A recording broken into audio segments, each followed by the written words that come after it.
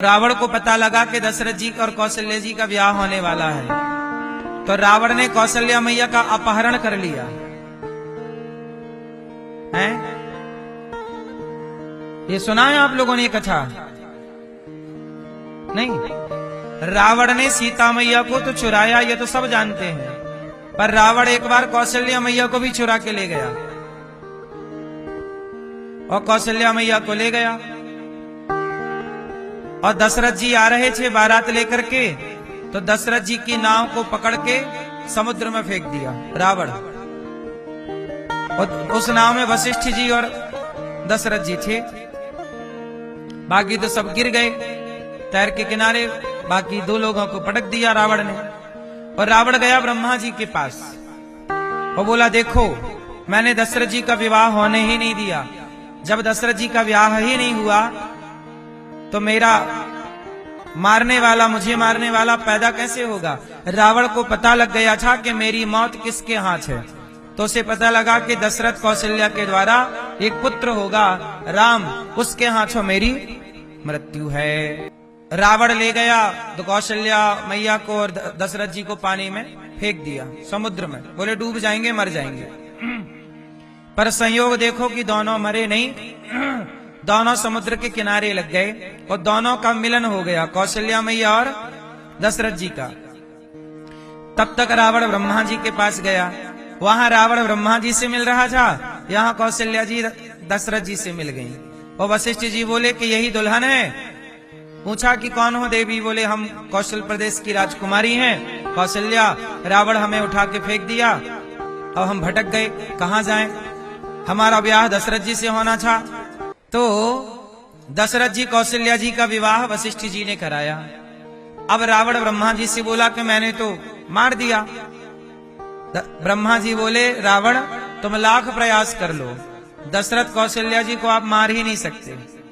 बोले मैं तो पानी में फेंक के आया हूं। बोले कहां, चलो दिखाओ। रावण आया तो इनका ब्याह हो चुका। रावण तलवार निकाला, बोले मैं मार दूंगा। ब्रह्मा जी बोले अभी ना जल्दी करो, यदि तुम दशरथ कौशल्या किसी का भी एक बूंद खून बहाओगे तो अभी एक राम पैदा होगा इनके रक्त से, और अभी तेरा नाश कर देगा रावण। कुछ दिन और जिंदा रहना है तो इन्हें छेड़ो मत। रावण चला गया। उसके बाद पलट के कभी दशरथ जी की ओर नहीं देखा, कौशल्या जी की ओर रावण नहीं देखा। फिर दशरथ कौशल्या जी अयोध्या जी आए और बाद में फिर दशरथ कौशल्या जी के यहाँ यज्ञ हुआ। यज्ञ के बाद फिर खीर आई। और अच्छा, रावण ने फिर तपस्या की। ब्रह्मा जी प्रकट हो, ब्रह्मा जी क्या हुआ? रावण बोले ब्रह्मा जी वरदान दो कि दशरथ जी को कोई बेटा ना हो। तथास्तु, नहीं होगा। रावण खुश हो गया कि अब तो दशरथ जी के बेटा ही नहीं होगा। इसलिए दशरथ जी के कोई बेटा नहीं था, दशरथ जी के बेटा हुआ ही नहीं, वो तो खीर खाने से बच्चा हुआ। दशरथ जी से कोई पुत्र नहीं हुआ। रावण ने वरदान मांग रखा कि दशरथ जी के कोई संतान ही ना हो। इसलिए यज्ञ में खीर हुई और खीर खाकर के तीनों रानियां गर्भवती हुई और खीर से संतान हुई, ना कि दशरथ जी से। ये रावण ने वरदान मांग लिया कि बच्चा ही ना हो। रावण ने पूरा प्रयास किया कि मैं मरूं ना। कितना भी प्रयास करो, कितना भी च्यवनप्राश खाओ, पर मरना तो पड़ेगा। हैं? रावण भी इसी चक्कर में लगा रहा, मैं मरूं ना, मरूं ना, मरूं ना। ताली बजाने वाले मतलब खा रहे हैं च्यवनप्राश। इसीलिए ताली भी ऐसी ऐसी बज रही है च्यवनप्राश टाइप की, धीरे धीरे।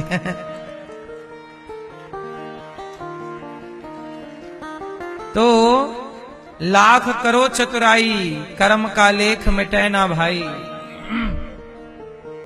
भगवान कहां प्रकट होते हैं? देखो भगवान कृष्ण की बाल लीला स्टार्ट हो गई। कहां से? जेल से। भगवान कृष्ण की जिंदगानी शुरू कहां से होती है? जेल से। कई बार लोग जेल जाने से डरते हैं, जेल जाने से घबराते हैं। गलत काम नहीं करना चाहिए, गलत काम करके जेल नहीं जाना चाहिए। लेकिन हमारे देश में क्रांतिकारी जो देश की आजादी के लिए लड़ाइयां लड़ रहे थे, उन लोगों को जेल में डाला गया था, क्रांतिकारियों को। यदि आप राष्ट्र की रक्षा के लिए, समाज की सेवा के लिए यदि आप लड़ाइयां लड़ते हैं और उस कारण यदि आपको कभी जेल जाना पड़े तो घबराया मत करो। भगवान श्री कृष्ण की शुरुआत ही जेल से हुई। मानो भगवान क्या कहते हैं कि देखो कृष्ण की कथा क्या संदेश देती है। बंधन में है देवकी वसुदेव, तो बंधन से मुक्ति की ओर ले जाने की, बंधन से बंधे हुए को मुक्त होना है तो आप कृष्ण की कथा सुनिए, बंधन से मुक्त हो जाएंगे। क्योंकि भगवान कृष्ण ही ऐसे हैं जो बंधन से मुक्ति की ओर चले। बंधे थे ना वसुदेव देवकी, और जन्म लेते ही भगवान प्रकट होते ही मुक्त हो गए। तो बंधन से मुक्ति की ओर जाना है तो कृष्ण लीला आपको ले जाएगी बंधन से मुक्ति की ओर। और जेल में भगवान श्री कृष्ण जब प्रकट हुए तो मानो जेल में इसलिए प्रकट हुए कि दुनिया वालों, जेल कैद है, कैद खाना ही तो जेल है। ऐसे ही ये जिंदगी कैद खाना है। आप आके कैद हो जाते हैं 50 साल के लिए, 100 साल के लिए कैद हो गए। लेकिन इस कैदी जीवन से भी आपको मुक्त होने का प्रयास करना चाहिए। कई बार आप लोग समझ लेते हैं कि बस जिंदगी में पैसा मिल गया, पद प्रतिष्ठा मिल गई, नाम शोहरत मिल गया, अब क्या चाहिए। नहीं, अभी भी आप जेल में ही हैं। ये संसार की जेल में हम सब हैं। मुक्ति क्या है? भगवान श्री कृष्ण जब मुक्त हुए, वसुदेव जी लेकर चले तो पांव की बेड़ियां खुल गईं, हाथ की हथकड़ियां खुल गईं, पहरेदार सो गए। तात्पर्य यह हुआ कि जब आप भव से मुक्त होते हैं तो आपके लिए मोक्ष के दरवाजे ऐसे ही खुल जाते हैं जैसे वसुदेव जी के लिए जेल के दरवाजे खुल गए। मोक्ष का दरवाजा खुलना ही मुक्ति है। आप अभी भी जेल में ही हैं, हम अभी भी जेल में ही हैं। ये जिंदगी क्या है? कैद ही तो है। हम कैद हैं। कहां? एक छोटी सी जिंदगी में कैद हैं। वही सवेरा, वही शाम, वही नहाना धोना, वही खाना पीना, वही क्रियाकलाप रोज का एक जैसा है। लेकिन इस जीवन को पाकर भी यदि हमने उस मोक्ष तक ना पहुंचाया अपने आप को तो ये पाना बेकार है। तो भगवान कृष्ण यही कहते हैं कि आप बंधन में हो, अब मुक्ति की ओर कदम बढ़ाओ। और जैसे ही वसुदेव जी चले, पांव की बेड़ियां खुल गईं, पहरेदार सो गए। हमारे भी 10 पहरेदार हैं। 5 ज्ञानेंद्रिय, 5 कर्मेंद्रिय।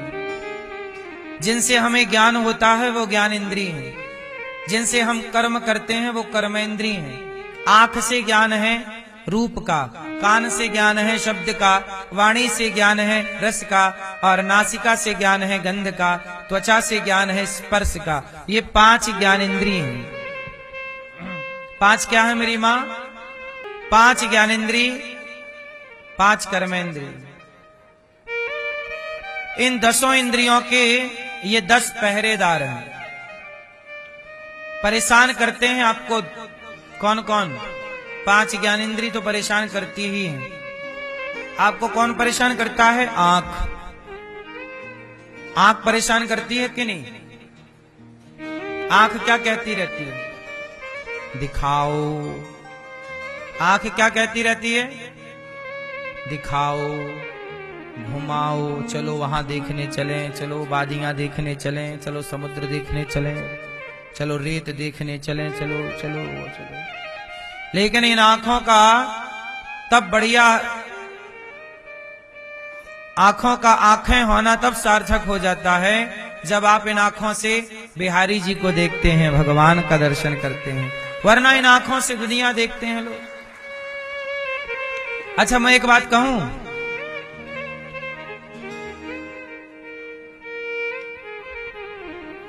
चलो बताओ आपको क्या दिख रहा है? जोर से, जोर से। फूल क्या दिख रहा है? गुलाब का काय का फूल, काय का बाप का, गुलाब का। आप कह रहे हैं गुलाब का फूल है, पर मैं कहूं कि गुलाब का फूल ना देख के कुछ और भी देख सकते हैं। क्या आप और देखो, क्या देख सकते हो? हैं? पंखुड़ी देख सकते हो, और क्या, और क्या देख सकते हो? हैं? कलर, कलर, कलर देख सकते हैं, और क्या देख सकते हैं? क्या? एक चीज और है जो आप लोगों से छूट रही है, और मैं कहता हूं आंखें हैं तो वही देखो जो मैं बताने जा रहा हूं। देखो, सामान्य दृष्टि से गुलाब दिखता है, ये गुलाब है, लेकिन अभी इन आंखों का होना सार्थक हुआ नहीं। यदि आंखों ने गुलाब को देखा तो क्या देखा? आंखों का होना तो तब सार्थक है जब आंखें ये देखें कि ये गुलाब इतना सुंदर है, तो इसे बनाने वाला मेरा कन्हैया कितना सुंदर होगा। तो गुलाब में भी ईश्वर का दर्शन। तो आंखों को कहां लगाओ? गुलाब सुंदर है इसमें नहीं, गुलाब बनाने वाला कितना सुंदर है। ये वादियां सुंदर हैं नहीं, वादियां बनाने वाला कितना सुंदर है। ये समुद्र कितना सुंदर है नहीं, समुद्र बनाने वाला कितना सुंदर है। ये स्त्री सुंदर है नहीं, स्त्री बनाने वाला कितना सुंदर है। पुरुष सुंदर है ना, पुरुष बनाने वाला कितना सुंदर है। जिसकी रचना इतनी सुंदर, वो कितना। इसलिए संसार की हर वस्तु में परमात्मा का दर्शन करना। एक दृष्टि है कि ये गुलाब है, पर एक नजर ये है कि नहीं, गुलाब बनाने वाला है। तो बस आंखें इसे ना देखें, इसके द्वारा उसे देखें। ये देखना, इन आंखों का ये होना सार्थक है। इसलिए आंखें सबके पास हैं, देखते सब हैं, पर देखना क्या है ये सबको पता नहीं है। सामान्य लोगों में और साधु लोगों में यही तो फर्क है।